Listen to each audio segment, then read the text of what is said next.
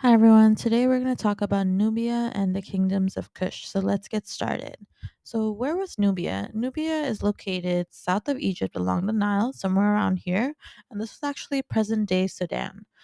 This area is known to be rich in gold, iron, and lots of trade routes for the people to thrive in this civilization. So, what was the relationship like between Nubia and Egypt?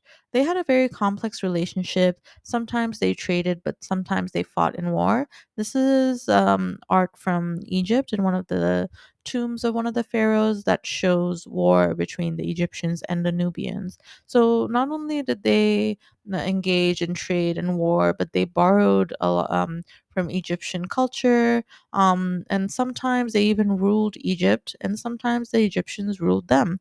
They had a very complex history. Let's talk about the kingdom of Kush that developed in Nubia in the past. So Nubian kingdoms rose after Egypt's decline, and the capital cities were Napata and Meroë in Kush. This Kush region here developed a very strong military and actually had very powerful queens.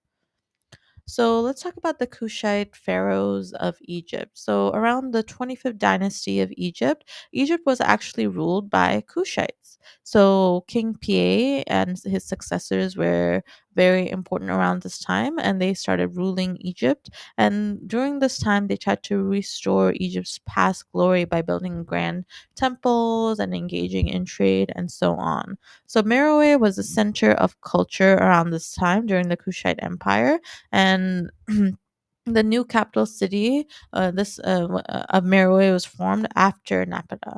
So this region around during the time of the Kushite Empire was famous for iron production and trade, and their written language was the Meroitic script that's shown here. So far, we actually have not decoded this script fully.